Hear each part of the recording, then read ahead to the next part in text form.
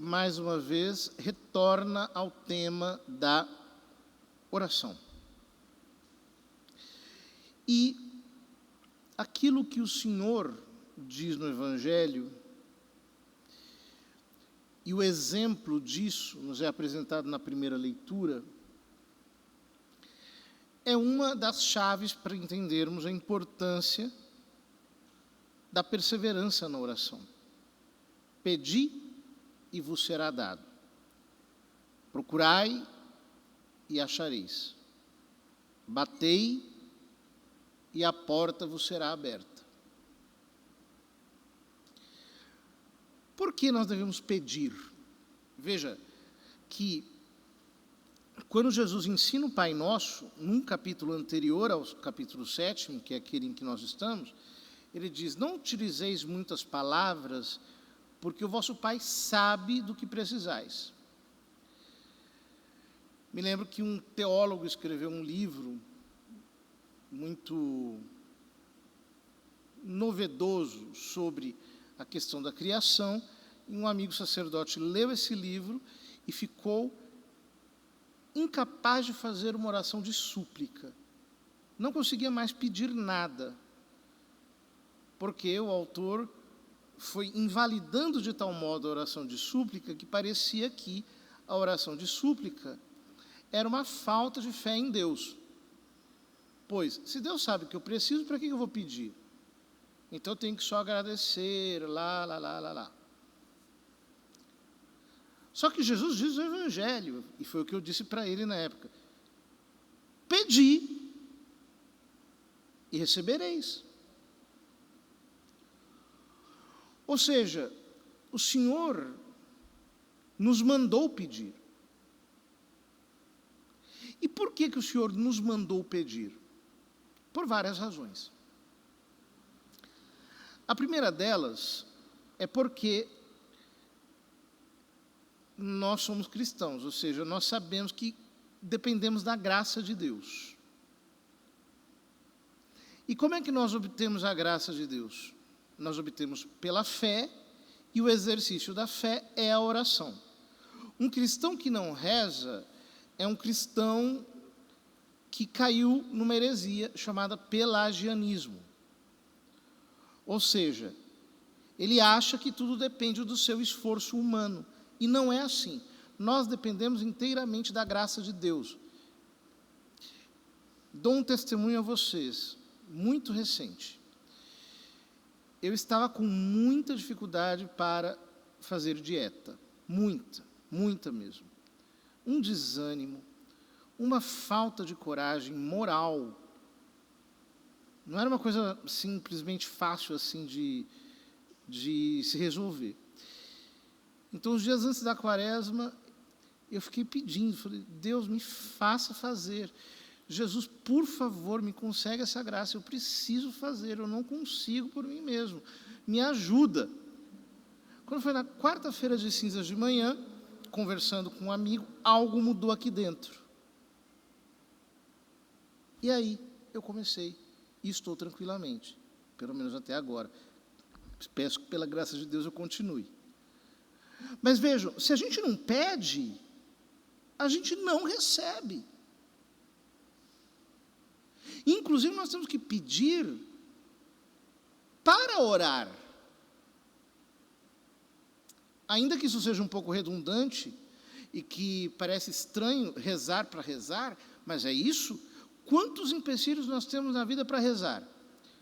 Quando você se decide a fazer um tempo de oração, o inferno inteiro se levanta. É gente que liga, é gente que grita, é acidente na frente de casa, é criança que cai, que se rala, é desgraça que acontece na televisão. É um negócio inacreditável. Se você não pedir a Deus: Senhor, me dá o dom da oração, me concede a graça de rezar, você não vai rezar. Porque rezar é uma luta. Para você ter vida de oração, você vai ter que lutar. Dá aquela tentação de adiar. Depois eu rezo. Depois. Não, agora tem que ver uma coisa. Aí chama um outro aqui, e outro acolá. Não, esse terço vai ficar para depois. Aí dá 11 horas da noite, esse terço ainda não saiu. Aí vai a pessoa rezar o terço, 11 horas da noite, morta de cansaço. Né? E é horrível, porque a pessoa começa a rezar o terço, e aí vai dormindo, e aquele terço não termina nunca, e fica aquela agonia, aquele negócio. Uau! Eu preciso rezar para rezar. Deus me ajuda a rezar. Já logo cedo, na hora que eu me acordo, Senhor, te ofereço meu dia, me ajuda a cumprir as minhas práticas de oração, porque eu não vou conseguir por mim mesmo. Eu sei que eu não consigo por mim mesmo. Eu dependo inteiramente da tua graça, da obra de Jesus no Calvário. Quem não faz isso não consegue ser fiel à sua vida de oração. Nós precisamos perseverar na oração porque muitas coisas demandam da parte de Deus persistência. Por que o Senhor não dá as coisas de uma maneira fácil? Não é assim, você faz uma oração, pronto, recebeu. Porque, de fato, a nossa dependência dele tem que ser total. Então, a oração não funciona como as coisas humanas. As coisas humanas são assim. Então, você quer uma comida agora, você manda um iFood, pede um iFood, ele vem e te traz em pequenos instantes. Dentro de meia hora você está comendo. Com Deus não é assim que funciona. Você semeia, aí vai cultivando na oração, e aquilo demora, às vezes não vem. Aí você começa a pensar, mas o que está acontecendo? O que está errado comigo? Eu estou com ressentimento. Aí você começa a perdoar aquela pessoa, você percebe que o seu ressentimento está atrapalhando você receber a graça, você percebe que tem um pecado atrapalhando você receber a graça, que tem uma murmuração impedindo você de receber a graça. A oração vai te transformando, se você sabe orar. Se você ora em confronto com a palavra de Deus, você vai mudando aqui por dentro, Deus vai te limpando, até o momento em que você está pronto. Muitas coisas são assim, você reza, e aí chega uma hora que você esquece. Você não sabe como, mas você não se lembra mais daquilo. E depois de um tempo, a coisa se materializa, acontece, você olha para trás e diz, nossa, isso aqui foi porque eu rezei lá atrás. A oração funciona assim.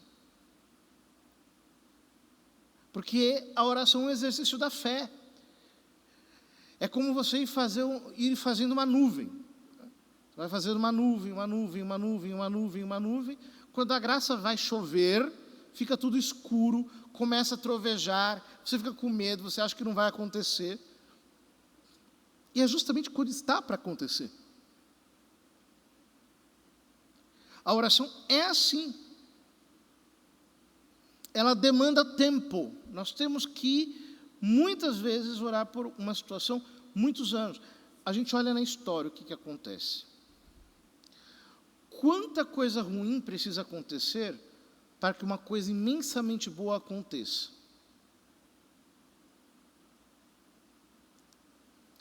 Se vocês pararem para pensar, vocês vão entender. Quando uma coisa grande acontece, boa, olha, a história daquilo é feita de humilhação, é feita de desafio, de perseguição, de contradição. É tremendo. Nós precisamos perseverar na oração, porque sem isso nós não vamos crescer espiritualmente. Então, por que as pessoas, elas não conseguem perseverar na oração? Porque, na medida em que você vai rezando, é como se resistências fossem quebrando na sua alma. Veja, quando você se converte, Deus te dá uma graça de entusiasmo, que é maravilhosa. Parece que Cristo vai aparecer na sua frente. Você sente o céu na terra. Aí, de repente, do nada, Deus tira a consolação. Aí você vai ter que lutar contra os seus pecados, vai ter que enfrentar os seus defeitos, não vai ter vontade de orar, vai ter que orar, não vai ter vontade de ler as Escrituras, vai ter que ler, não vai ter vontade de rezar o terço, vai ter que rezar. Ou seja, você começa a exercitar fé. Só que mesmo assim, parece que Deus está muito longe, você tem que perseverar muito, até que algo dentro de você comece a germinar. Uma palavra, um afeto, uma inspiração. São coisas muito pequenas que começam a mexer em você, até que você começa a prestar atenção naquilo. O nome disso é meditação. E aos poucos você vai aprendendo a amar de uma maneira intensa. E esse amor vai se tornando mais simples, menos flamejante, como um fogo em labaredas, e mais como uma chama simples de amor que vai subindo até o céu. E aí Jesus começa a te desmanchar. Mais uma vez ele tira todas as graças de consolação. Você fica naquele deserto e começa a ter um certo desgosto com as coisas de Deus. E os seus defeitos parecem que se levantam e ficam mais fortes. Aí o teu nível de arrependimento aumenta, porque Deus te faz ter arrependimentos rompantes. E junto com isso, quando você está completamente desfeito, Ele vem e te pega e te eleva a um novo tipo de vida espiritual, que é totalmente guiado por Ele. Mas esse processo demanda anos. E ele começa com oração perseverante, e o que significa também, ele demanda uma transformação interior. Porque o que acontece? Quando você tem uma vida de oração verdadeira, o resultado dessa vida de oração são virtudes sobrenaturais. Deus te faz mais humilde, aí você vai descer lá para os abismos da humildade. Os teus pecados vão ficar claros, você vai percebendo toda a sua ruindade. Aí Deus te dá uma grande misericórdia para com as pessoas. Isso te leva a uma pureza interior tremenda. Você, que antes tinha tanta sensualidade, começa a ficar cada vez mais inocente. Como se a própria inocência do menino Jesus começasse a perfumar a sua alma. E aí vem uma caridade que é arrebatadora. Você é capaz de abraçar um mendigo e dar a comida que você tem para uma pessoa que tem fome, como se fosse uma festa. E você obedece e procura alguém que mande em você, porque isso é importante. Para mim, os dois grandes mata-burros da santidade são esses: humildade e obediência. Se você contraria o fulaninho um pouquinho, ele já começa, não, se defender tal, não tem humildade. Acabou. Pode rezar o quanto quiser. Não está rezando direito. Segundo, obediência. Quem é que manda em você? Ninguém, sou bicho solto. Saiba, não tem santidade aí. É falso. As virtudes florescendo em nossa alma são um sinal de que a vida de oração está alicerçada na graça de Deus. É Ele que vai produzindo. E é Ele que vai realizando em nós. Portanto, entendamos de uma vez por todas nessa quaresma que a vida de oração exige de nós tudo. Eu tenho que organizar a minha vida para ter uma vida de oração. Eu tenho que acordar num horário determinado, dormir num horário determinado. Eu tenho que separar tempos para isso. Isso, às vezes, custa, porque eu tenho que deixar de fazer coisas que eu gosto para ocupar aquilo com oração. Eu preciso me dedicar. A oração demanda de nós dedicação. Aí o cristão acorda atrasado de manhã, sai correndo esbaforido para a rua, vai trabalhar o dia inteiro no meio de gente louca, volta para casa cansado, estafado, endemoniado, sei lá o quê. Chega, vai assistir televisão, demônio, demônio, demônio, demônio na mente. Aí de noite quer rezar. E aí reclama, porque não consegue rezar, porque não consegue lutar contra o pecado, porque não consegue ter paciência no seu dia a dia, e Deus está distante. Reclama. Mas reclama por quê? Porque ele não começou fazendo a primeira lição de casa, que é: vai rezar e pedir a Deus a graça de rezar. Vai rezar e pedir a Deus o dom da oração. Vai aprender a rezar pedindo para rezar. E aos poucos vai entrando numa exigência um pouco maior.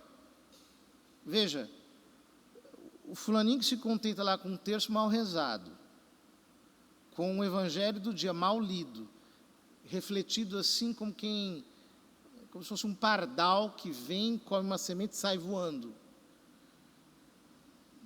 É natural que ele seja um derrotado, um fracassado espiritual, seja um desgraçado que passa a vida inteira claudicando na mesma poça de imundície.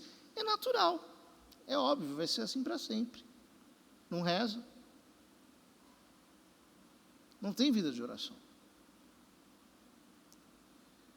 Ninguém consegue viver a penitência se não rezar, se não pedir a Deus. Pedir humildemente a Jesus. Eu não consigo acordar cedo. Jesus, me ajuda a acordar cedo, por favor, me dá a graça, Senhor Jesus. Eu sou preguiçoso, me ajuda a mortificar a minha preguiça. Eu não consigo por mim mesmo. Eu não tenho força para isso. Me ajuda, me ajuda, me ajuda, me ajuda. Bate, bate, bate, bate, bate. De repente as coisas começam, sem que você saiba muito como, as coisas começam a mudar. É assim que funciona. Vamos pedir ao Senhor a graça de sermos um pouco mais persistentes na oração, para que assim a nossa vida seja transformada pelo poder vivificante da graça de Deus.